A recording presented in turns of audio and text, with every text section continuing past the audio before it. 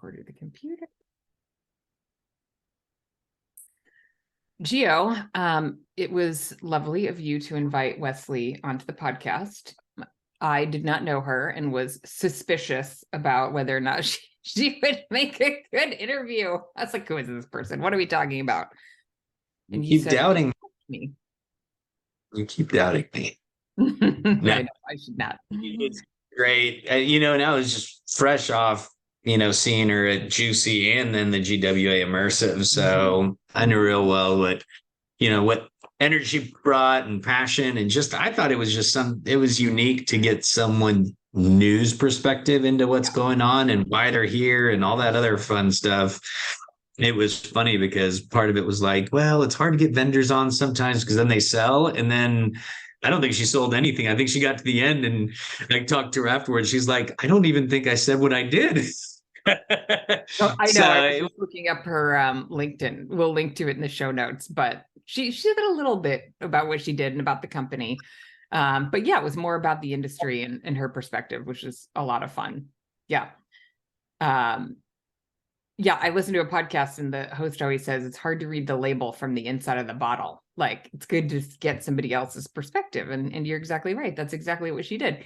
And she doesn't really sell directly to our market. So to your point, like, she wasn't all that salesy because she's, she has her certification. So she is with OFS, and I can't even remember what it stands for. She talks about it on the podcast, but she's super focused on, how people are working today, because the company she works for is a family-owned furniture and logistics company, and they serve, the office market and, government and healthcare and whatnot. But she's just really trying to figure out, what do people want? How is work changing so that she can help her clients? And also, she's just super fun and passionate and smart and all those things. So it was a great conversation. Yeah. Yeah. I think people like it.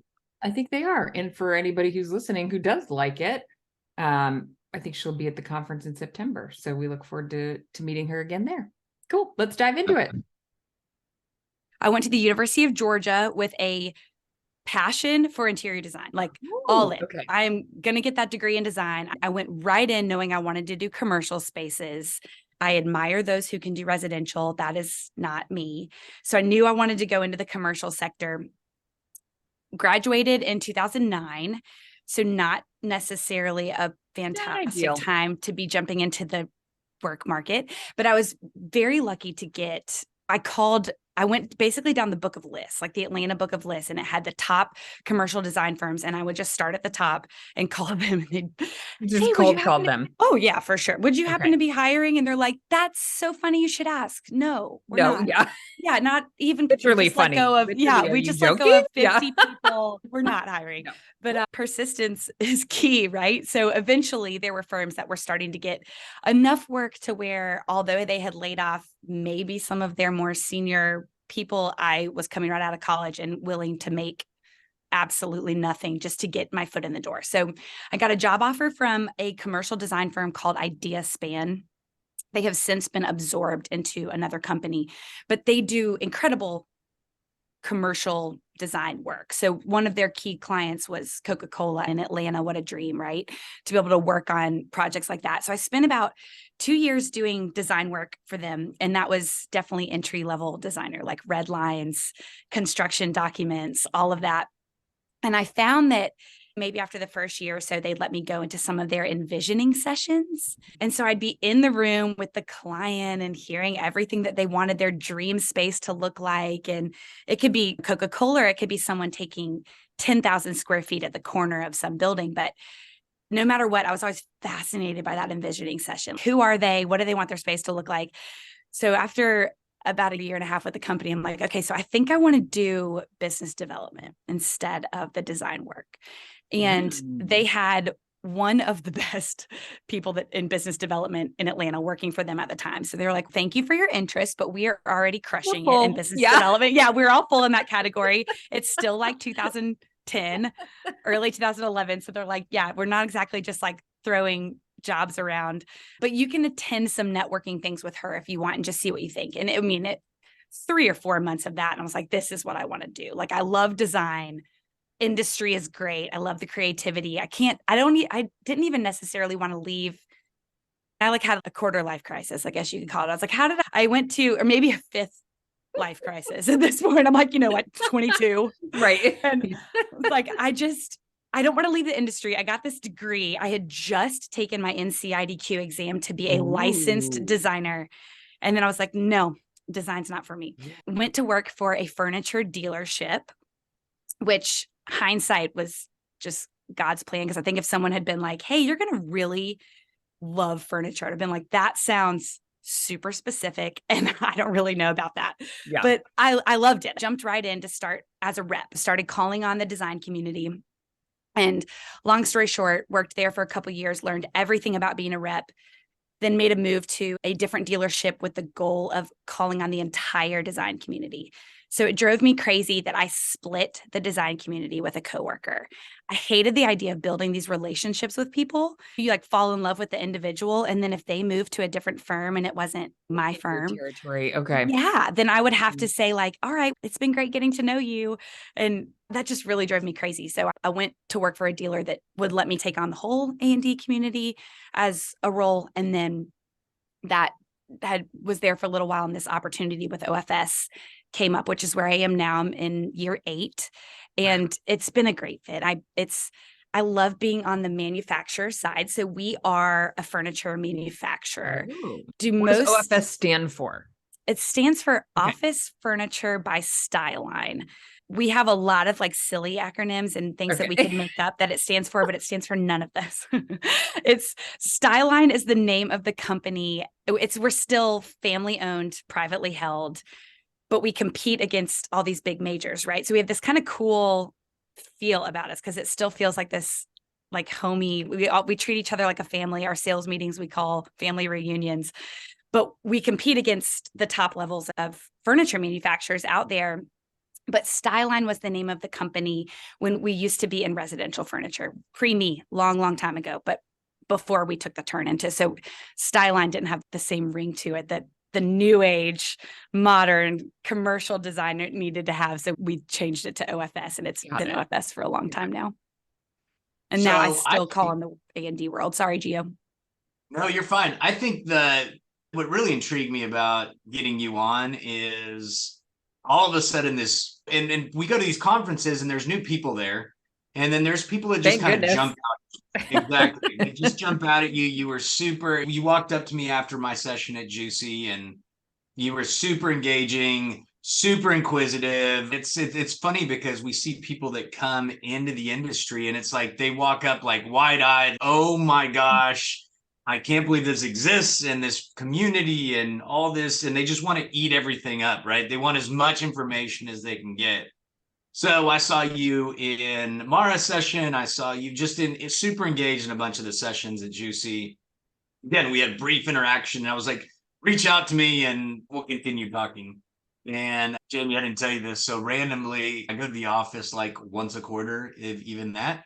And so I got a call from one of our admins that said, hey, you got a package. I'm like, well, open it. I don't know what it is. And she sent me, and Jamie, we've talked about it. She sent me a book that she wanted me to read. And Wesley, that book was Unreasonable Hospitality by Will Guidara. She's got it right there. I love this book. I swear he needs to start. I love it. I love that man. I was trying to track him down. You should get him for the conference. Did, and I don't want to say $60,000 is what he wants. Yeah, all these. Yeah, I'm sure. I was like, can I get him on the podcast? I love this man. He's so good, isn't he? He's so yeah. I listened to if you're an audio person, I don't know if you have a drive. He narrated the book, and so listening to him is so good. Okay. Yes. Anyway, Gio doesn't read books. Did you read it, Gio? I'm listening to it on Audible. Oh, you are? Okay, great. Enough. I got a copy of that from Liz Elam too. So they both sent it to me. So now I get to gift it to somebody else. Totally. But anyway, we didn't connect. And at this point, honestly, I didn't even remember her name because she walked up in between sessions. Did you send her a hat? No, let me finish. So I saw it at Immersive and I'm like, you never sent me anything. I sent you a book. And I was like, I got a book from some Wesley guy, and she's Wesley. And I'm like, oh, it's all coming together now. And again, so it was awesome that from Atlanta, she flew to Chicago for Juicy, and then she flew to Houston, and you brought a teammate, right? I did. And what was her name? I'm sorry. Amanda.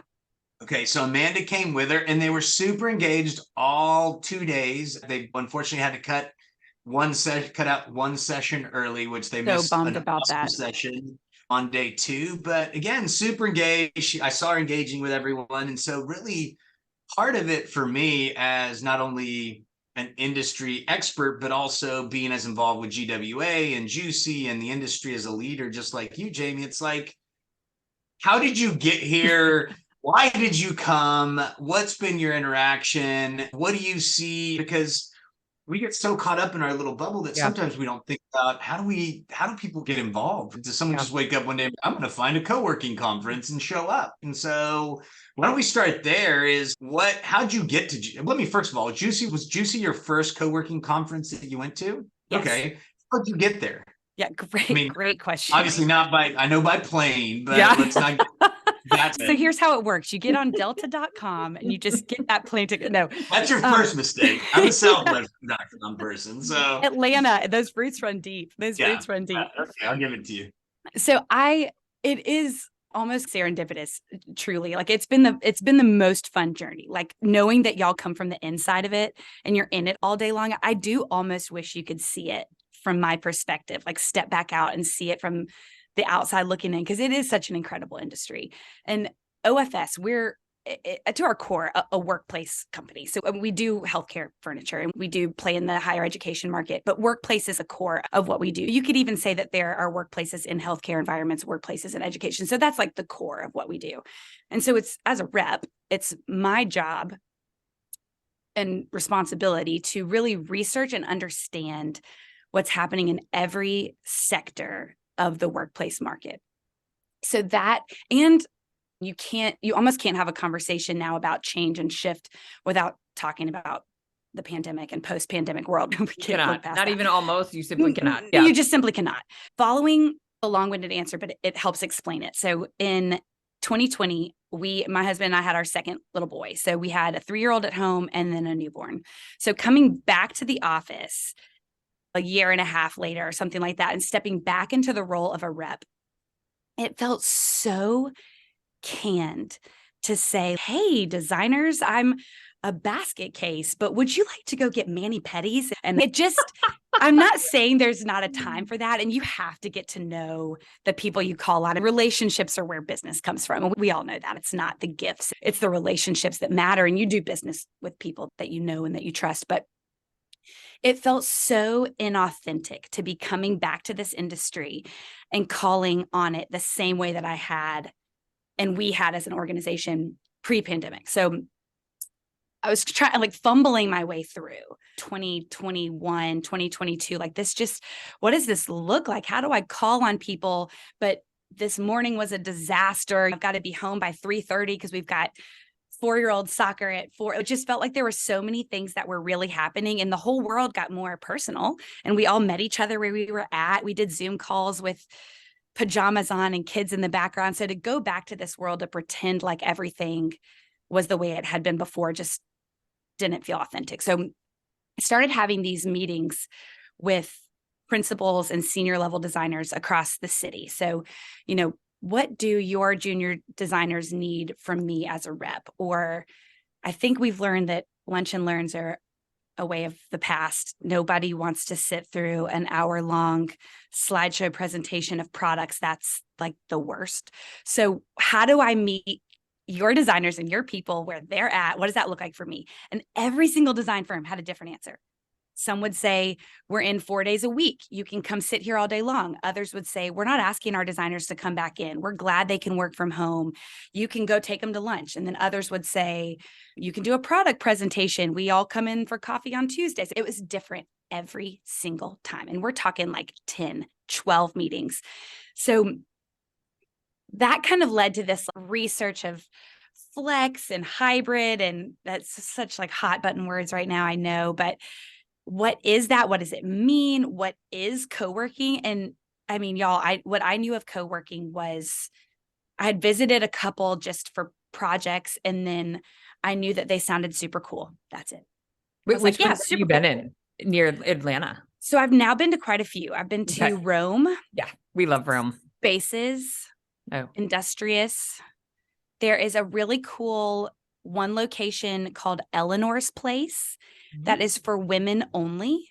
And the whole interior is built out almost like a luxurious spa almost. It's so feminine, and it's just so comfortable to be in. And all these different Switch Yards is one that's got quite a few locations in and around Atlanta that I really loved their places. And the more I went, the more it like started to meet up with everything I was hearing from the design community. Community matters, focusing on people matters.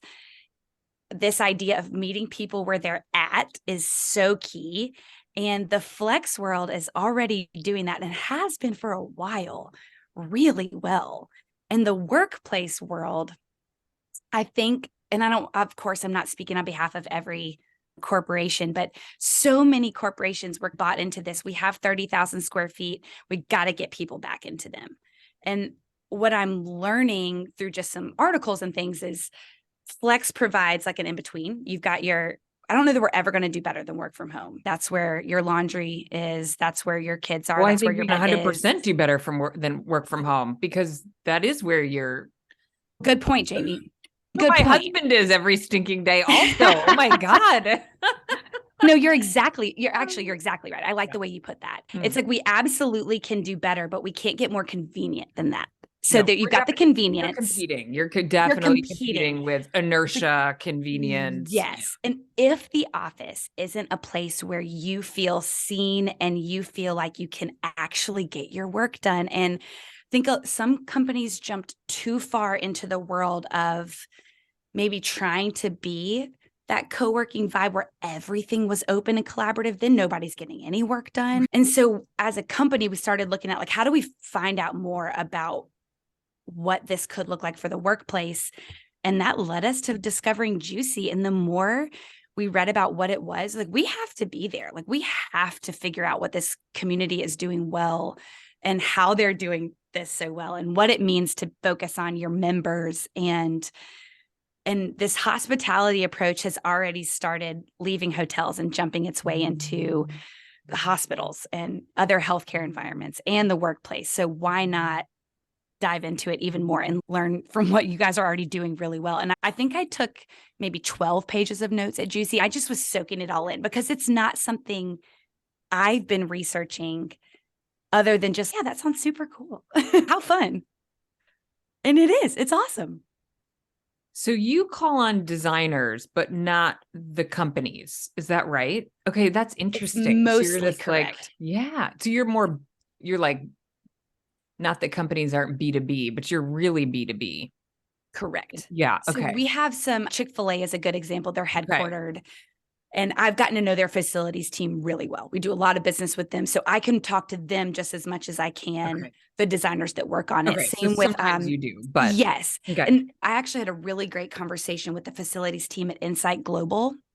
They're researching co-working spaces for their own workplace development, not to send their employees to, but just to make their spaces feel community driven, hospitality driven, the culture piece. Absolutely. There's something there. And, why couldn't it all blend more than it has been in the past? I find trouble finding a negative to that.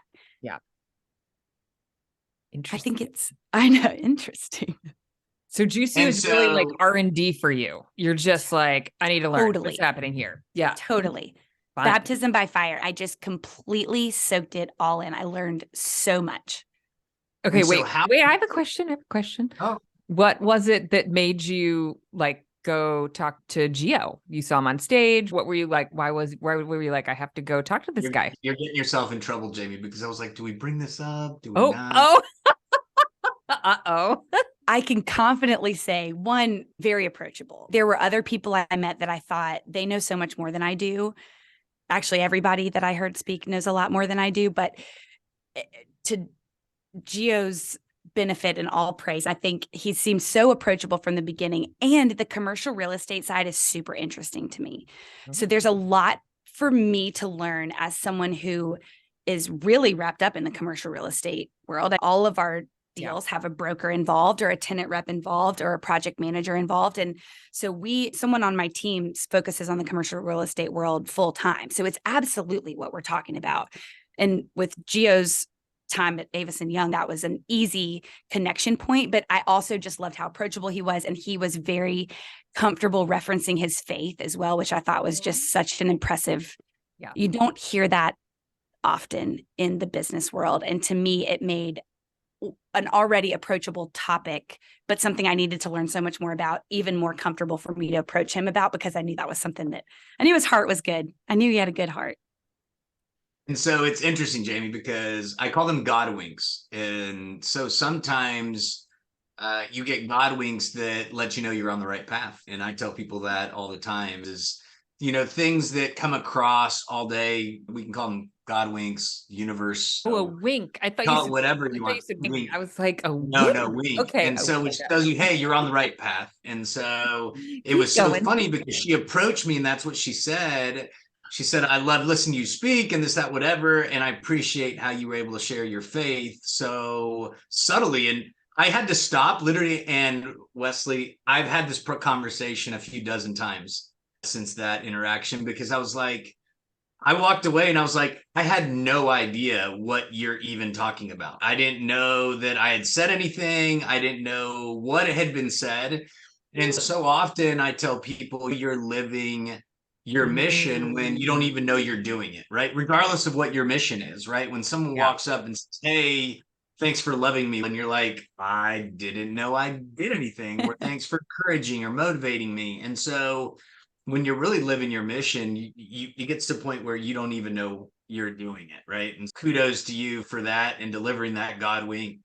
But she walked away and it was like, okay, I didn't know, I didn't remember her name. It was in obviously between. since you got the book and you're like, dude. And I was like, some dude sent me freaking unreasonable hospitality. And so either way, then I saw her again at the Immersive, right? And so part of it, Jamie, I sent you the attendee list yesterday, and I was like, who shows up at these things? We're still trying to figure out, what does it mean? What do we do? How do we evolve? 100%. Last year was the first one. And so I think that's the second part. And these all tie together because it'll overlap. Is what made you decide to come to the Immersive? We had 80-ish. He was doing market research on the podcast, by the way. He's and what tell me more. Yes. Yeah. And where did you find out about us? Was it email or social media?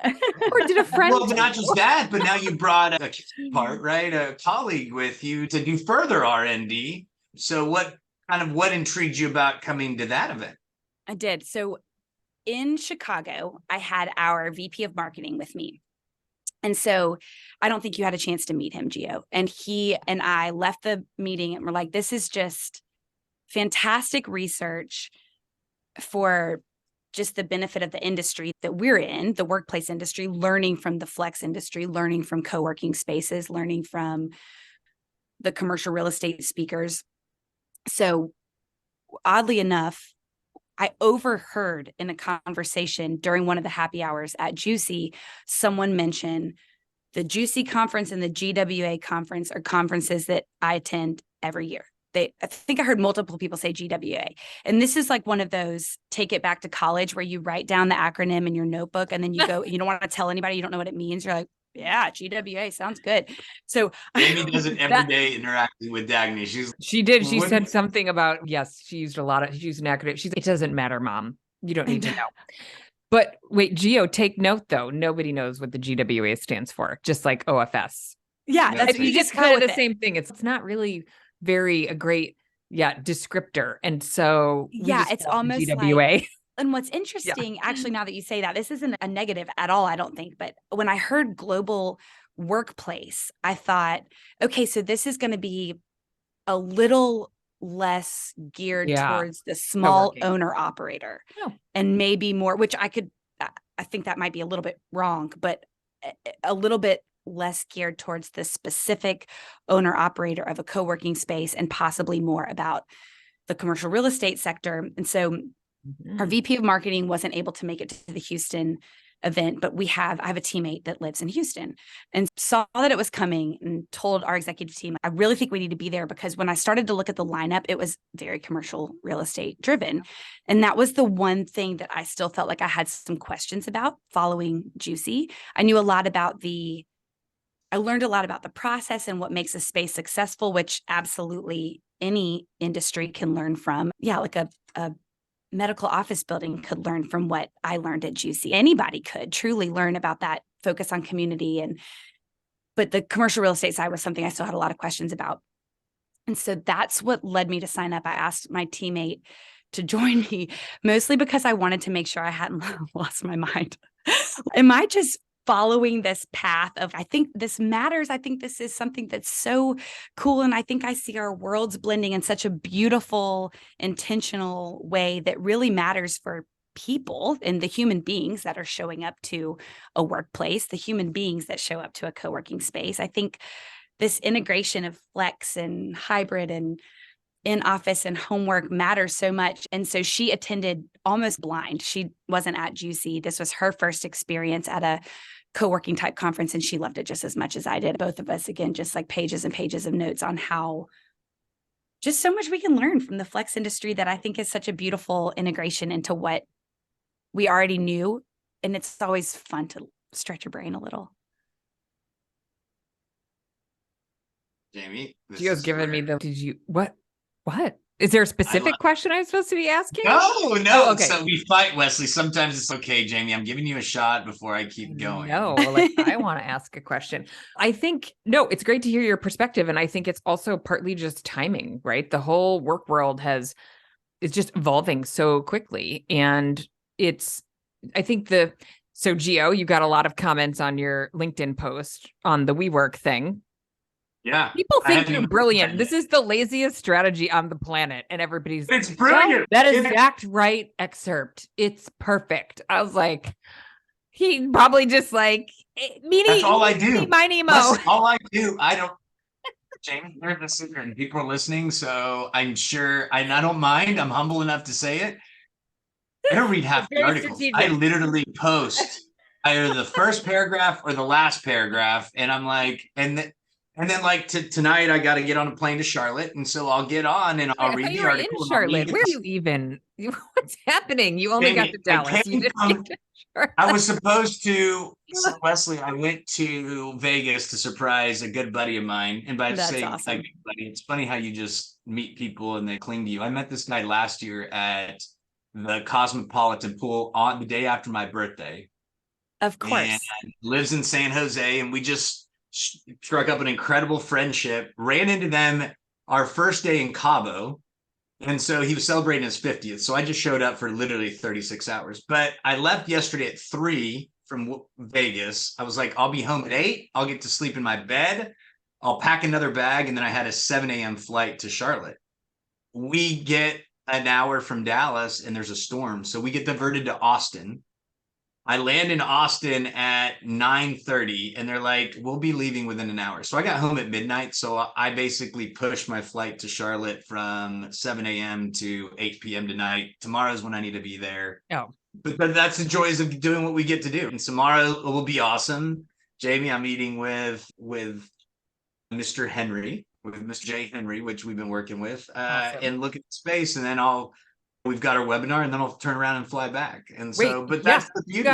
You're going to be, the webinar is important. Okay. Gio is always shocking me at how like he's all over the place. Anyway, back to the industry. Yeah. Super interesting. The point of that is I'll get to be in Charlotte and I get to go look at new spaces. And so that's the really cool part is, and that's what I love about what I get to do is I get to go and see different deployments, execution of these spaces, and then take it back to my conversations with Jamie or with you or anybody else, because even in those interactions, you learn what works, what doesn't. Why does it work? Why doesn't it work? Gio's like walking R&D because I love it.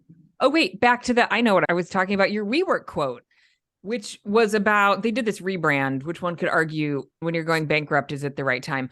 But they did create the first like really prominent real estate brand, right? Like consumerized commercial real estate brand, which is really interesting. And so that when you are talking about kind of insights and companies trying to figure out how do we pull a little of the co-working vibe into our own business, co-working is a product that consumers have to buy versus an office saying, you work for me, you have to come here.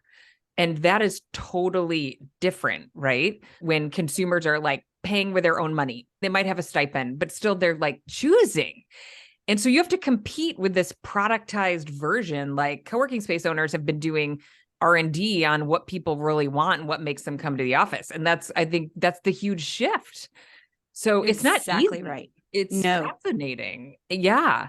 We're doing so much research and focus right now on, you hit the nail on the head, Jamie. It's the people. What do people want? Why are they coming in? We, not just as a company at OFS, but we as a society have a responsibility to care for human beings. The pandemic did a number on all of us. I think anybody that says that it didn't is just kidding themselves. And we have to get this right for work now, for the work that we do in the future. We have to figure out how to make spaces really give back to the people that are in the buildings. In 2020, I took the WELL AP exam and do a lot of talking to people about, and the certification it provides, because to me, it hits the nail on the head. The buildings have to be healthy for the people that are in them. Yeah. And there's so many other versions of it, the Living Building Challenge, and so many things that I support, every single one of them. I think it's just, I love the way conversations are going. Our VP of Workplace says all the time, she's got 3 young kids and managing a big job. And she always says, mental wellness isn't just the absence of a mental illness. Yeah. Mental wellness is being a human, right? Yeah. We all have some version of mental wellness, and we might all have a little bit of some version of mental illness, whether it's just temporary stress or something. So to pretend like we're going back into the office as like everybody looks the same is just not accurate. We are all coming in with backgrounds and something that happened in the morning, or something going on at home, or aging parents, or something that we're dealing with that maybe the people we work with don't know about, but our workplaces can be healthier. And I do think that the co-working world has done a little bit of that, if not a lot of that, for a long time now. It's your people, you know who you're working, who you're advertising to, you know your persona type that you're gearing your space to, and you create a space that caters to those people. And I do think that workplace can learn from that. So I'll tell you. Oh yeah, go ahead. No, I'm going to ask first. I feel like your job must be incredibly hard right now. It's definitely feels like there are so many balls in the air, for sure. And are people just not making decisions? It's a really interesting, that's a great question. I worry that, are you selling anything? Because thank the Lord, yes. Okay, good. Yeah. Because my perception is a little bit like there's a lot of let's wait and see out there. Let's wait and see. Let's not do that big project that requires workplace strategy and let's hold. Yes. Yeah. I think we're definitely doing less of that big corporate rehaul, like the overhaul project. We're doing less of that 8-floor complete redo of a corporate, because you're right. People are kind of like, what does this look like? And one thing that we talked about at Immersive was this idea that corporations are taking less square footage, but it's not necessarily a sacrifice if there are flex spaces to go with them. Maybe it's a landlord's amenity space that they advertise to their tenants, or I know there are a lot of options with how that could work, but we need to be on top of that, because that is a really attractive alternative. Maybe you don't build out quite as much space, but definitely to bring up a different level of the complexity. We've got Gen Z, and Gen Z prefers to work alone together. And that is not how the traditional office was set up. Interesting. Yes. Like a big open floor plan is Like in your gaming headphones, we're going to play. me in my sweet gaming right? headphones. Yes. That's exactly right. I'm with other people, but I am alone. I'm in my space. I'm getting my work done. It's the Starbucks model. I mean, you hear it referenced all the time. It's that I'm at a coffee shop. I don't know anybody around me, so they can't distract me, but I'm with other people. And that's the thing, back to your point earlier, Jamie, that you mentioned, that's one thing also that work from home does not have. You are isolated at home. Yeah. You are alone at home. Yeah. And the point I was going to make is I love a song. I don't know, Wesley, I'm sure you've heard it. Jamie, I don't know if you have, but I'll send it to you. But it's a song by Brandon Heath called Give Me Your Eyes. And it basically talks about as we walk every day through life. And that's why, honestly, I love sitting in airports and people watching and just being like, you don't know what people's story is as they walk by. And even interactions, Jamie, even on this podcast, right? We had Jillian Brown talk about her story and how being a community manager helped her get through a very difficult time, right? We've had Liz talk about that. We've had back to the overall just isolation that we all experienced through COVID and the things that we all experience in life, right? Is working from home, you don't get to go to someone and be like, look, I'm having a bad day. I'll tell you, Jamie, I've never told you this story, but I started my company at Regis at 27 years old.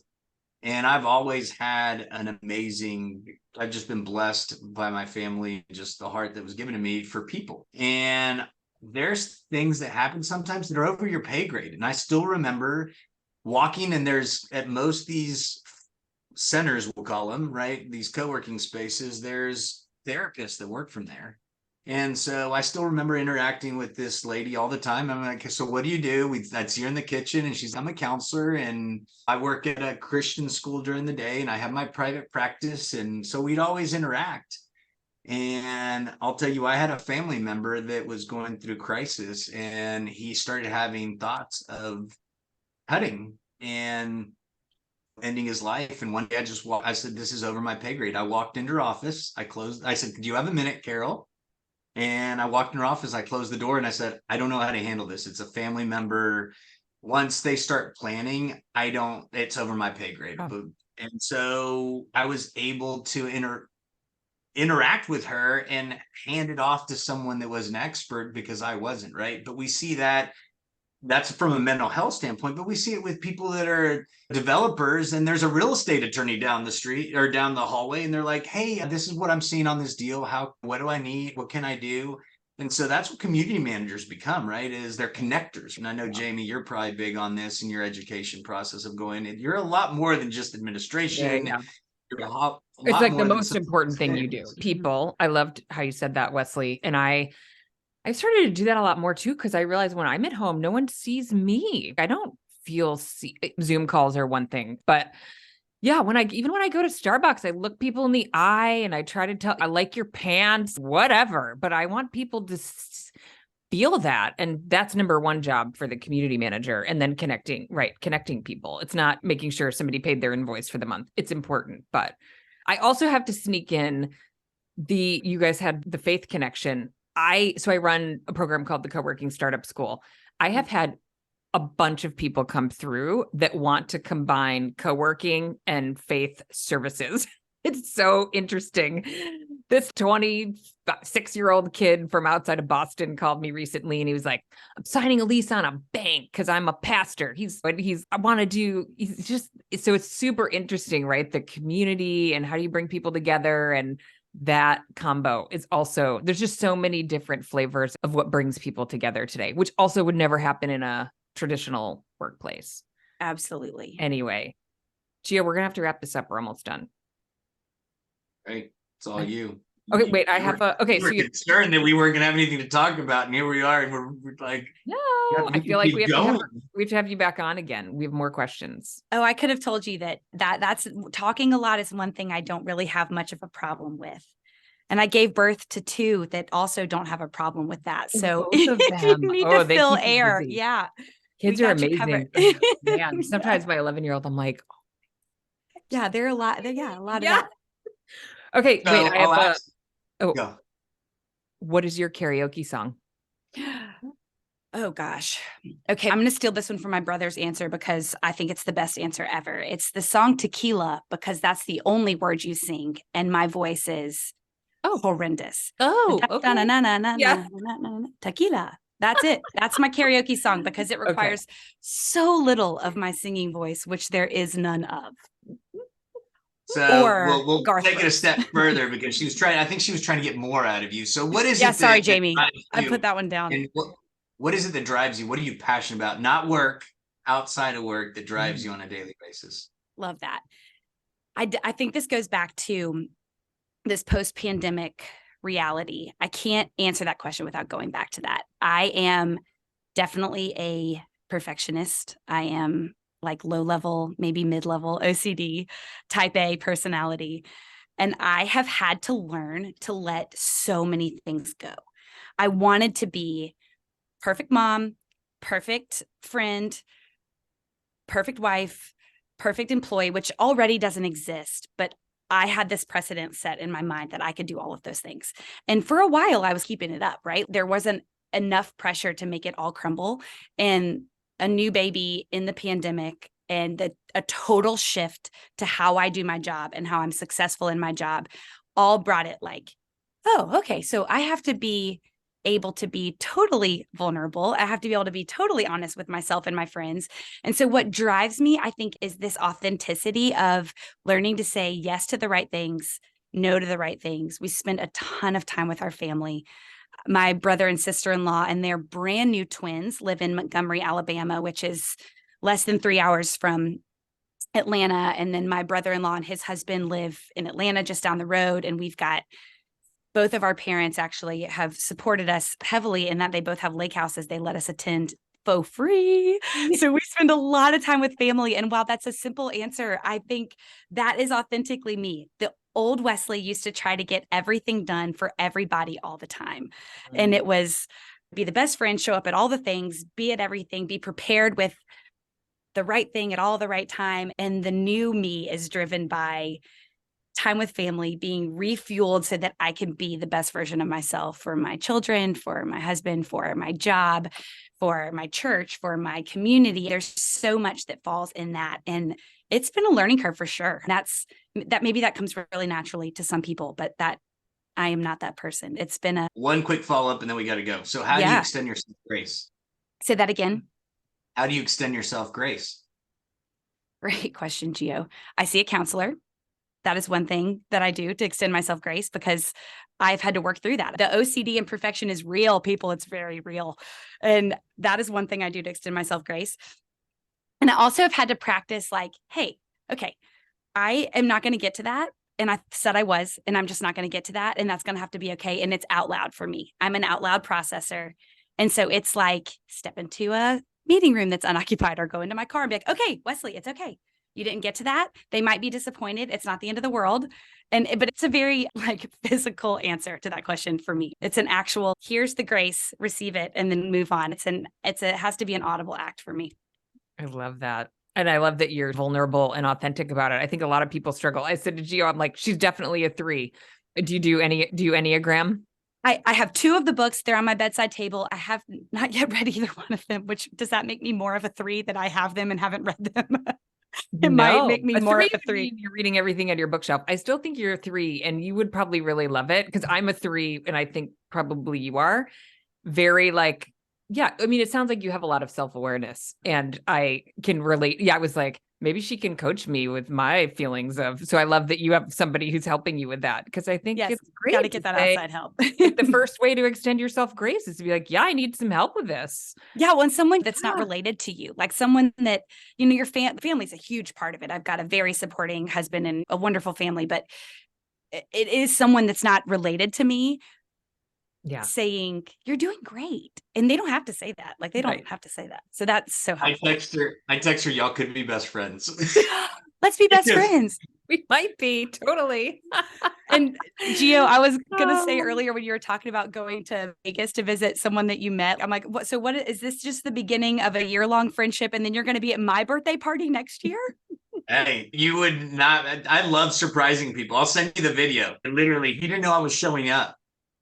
You're like That's stalking amazing. him and he turns. But again, that's how you build relationships with people is you're available and you Gosh, that's so are true. transparent, right? And that's the reality of it. And I think we need more of that in this world. And that's what I love about the communities we get to build. And that's why I'm passionate about what we get to do, because our mission exceeds, it's not just professional, right? It's this interaction right here between the three of us where Jamie's, okay, what are we doing? And I'm like, I don't know. She was awesome. And I think we're going to have a lot to talk about.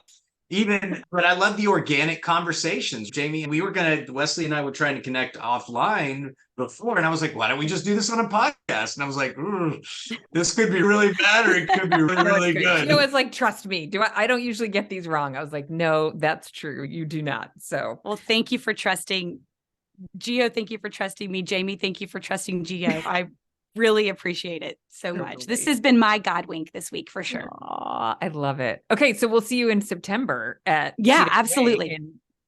Awesome. I love I got a new notebook ready for all those notes. Perfect. The co-working notebook. Awesome. Thanks for doing this. Absolutely. Thank you so much, guys. This has been so fun. I really appreciate it. We'll talk soon.